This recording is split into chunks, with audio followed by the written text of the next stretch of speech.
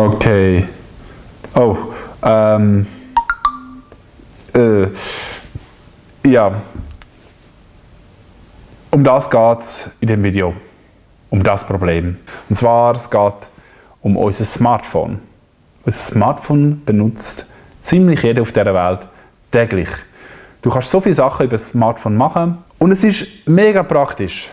Aber die Kehrseite des Ganzen ist, dass die meisten Leute nicht richtig abschalten können, nicht das Handy mal wegtun und einfach mal konzentriert an etwas arbeiten. Und ich werde dir in diesem Video eine App vorstellen, die ich schon seit über einem Jahr benutze, die mir hilft, dass ich mir die Auszeit kann nehmen und fokussiert kann arbeiten oder eben auch mich mit Freunden kann treffen und einfach ungestört bin.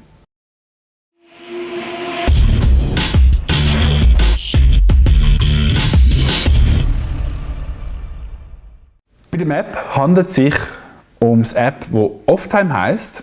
Ich werde euch das kurz mal zeigen, wie Offtime funktioniert, weil ich komme immer wieder, wenn ich das Kollegen und Bekannten davon erzähle, komme ich immer wieder fragen, hey, wie funktioniert das? Und jetzt das Video für die nächsten Leute, die ich kennenlerne, dass ich denen zeigen kann. Und vielleicht kannst ja auch du irgendeinen Nutzen aus der App holen. Also, genug geredet, ich tue mal das App starten. Für das muss ich auch mein Handy starten. Das App Offtime seht ihr da bei mir auf der linken Seite. Ich tue jetzt das mal starten und dann kommt der Startbildschirm. Und wie ihr schon bei der Animation gesehen habt, kann man da drehen und man kann einstellen, wie viele Stunden will ich zum Beispiel ab jetzt gerade eine Auszeit nehmen. Ich kann zum Beispiel 2 Stunden einstellen oder auch eben viel länger. Ich zeige euch dann gerade jetzt dann, wie das funktioniert. Aber für das tue ich jetzt zuerst noch euch noch ein paar zusätzliche Funktionen zeigen. Und zwar kannst du da auch eine Auszeit planen. Ich habe jetzt zum Beispiel da eingestellt, das funktioniert für mich sehr gut, dass um 11:30 am Abend das App gestartet wird im Hintergrund und am 10 Uhr am Morgen abgeschaltet wird. Und dann um 2 bis um 5:30 ist es auch wieder eingeschaltet. Und ich kann das natürlich editieren, so wie ich das will und auch benennen, wie ich es will. Dann habe ich da das Protokoll und ich sehe da, was habe ich erreicht. Das seht ihr dann, wenn ihr das mal genutzt habt. Dann kann ich Ziel definieren. Ich habe jetzt das noch nie richtig genutzt, also beziehungsweise nur am Anfang. Darum, ich habe jetzt das als Demozweck mal gestartet. 7 Minuten habe ich jetzt das genutzt, von 180 als Ziel. Ich kann das Ziel natürlich definieren, ich kann mehr oder weniger einstellen und ich kann auch einstellen, nach wie vielen Minuten dass ich erinnert werde, dass ich jetzt schon so und so lange dran bin am Stück. Und wenn ich das Ziel erreicht habe, also beziehungsweise wenn ich das Ziel überschritten habe, was ja eigentlich nicht gut ist, dann werde ich auch benachrichtigt in dem Fall. Dann habe ich da einen Vergleich, das habe ich jetzt aber nicht gross genutzt, weil ich eben die Minutenziele gemacht habe. Da kann ich schauen, wie sind eigentlich unter anderem die anderen Nutzer, wie stehe ich zu denen? Bin ich einer, der eher viel nutzt oder wenig nutzt? Also benutze ich jetzt nicht so viel. Für mich ist vor allem das interessant mit dem Auszeit planen, dass es im Hintergrund einfach aktiviert wird. Oder ab und zu, wenn ich jetzt sage, ich will jetzt auch unabhängig von dem eine Auszeit nehmen, dann kann ich das da starten. Was auch mega cool ist, ich habe da eine Whitelist, also ich kann da Apps definieren, die immer funktionieren, auch wenn es Offtime gestartet ist.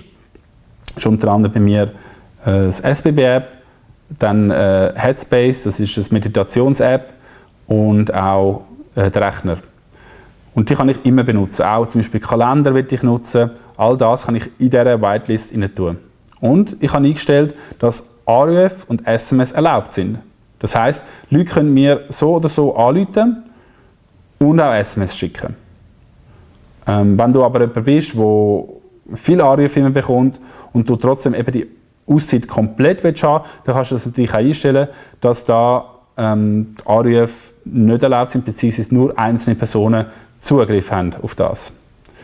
Du kannst da verschiedene Profile schalten, wie du da siehst. Also ich kann es abschalten, du kannst natürlich auch ein anderes Profil wählen, so wie du es, wenn du zum Beispiel in der Ferien bist, willst du es vielleicht anders nutzen. Das Coole ist auch, wenn du jetzt zum Beispiel die Anrufe blockiert hast, und es läutet trotzdem jemand an, der nicht auf dieser Whitelist ist, von, sagen wir, deinem besten Kollegen oder deine Mutter oder was auch immer, dann, wenn die Person mehrmals anläutet in wenigen Minuten, dann kommt sie trotzdem durch.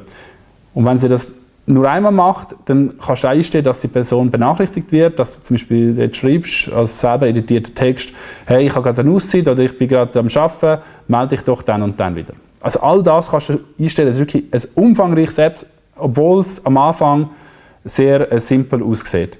Und ich tue jetzt euch noch als Schluss mal zeigen, wenn ich das starte, wie das dann aussieht. Ich starte das jetzt mal.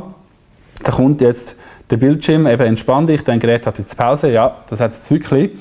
Und in dem Fall ist es jetzt bis am 2 vor 7 aktiviert. Du kannst das auch in einem Notfall, wenn du es jetzt wirklich brauchst, um irgendetwas jemandem antworten auf WhatsApp oder ein YouTube-Video zeigen oder was auch immer, dann kannst du das starten, also kannst du es abstellen. Aber dann kommt ein Countdown, also du musst 60 Sekunden warten und das ist einfach genial. Ich hatte schon x-mal gehabt, dass ich einfach so aus der Gewohnheit, weil ich jetzt gelangweilt bin oder was auch immer, dass ich das ausschalten wollte. Aber die 60 Sekunden geben dir einfach genug Zeit, um dir das wirklich zu überdenken. Brauchst du das wirklich? Willst du jetzt wirklich ins Internet gehen? Das Coole ist, wenn ich jetzt da den Startbildschirm habe und ich will jetzt eben genau zum Beispiel WhatsApp starten, dann geht das wieder zu. Dann, wenn ich auch Telegram benutze ich auch viel, dann, das wird auch gerade geschlossen. Ich kann nicht den Browser starten, geht auch gerade wieder zu. Aber ich kann zum Beispiel in den Kalender gehen, das funktioniert. Dann auch Notizen. Ich kann da Evernote starten, ja, nicht ganz gezeigt, oder das funktioniert auch, nachdem ich dann das Passwort eingegeben habe. So, das ist eigentlich kurz und bündig erklärt, um was es geht beim Offtime-App.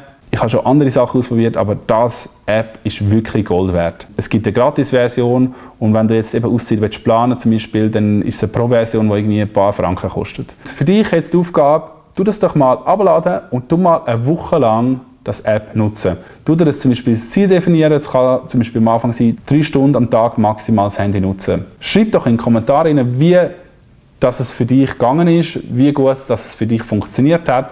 Nimm mich Wunder, wie die anderen auch, also wie jeder seine Ziele erreicht oder nicht, oder was für Ziele er sich gesetzt hat. Und ich würde sagen, das war es vom heutigen Video. Ich wünsche dir viel Spaß beim Ausprobieren von dem App und vor allem viel Spaß mit deinem neuen leeren Kopf, den du hast und teamfokussiertes Arbeiten oder eben auch Kollegen treffen, ohne dass du die ganze Zeit abgelenkt wirst.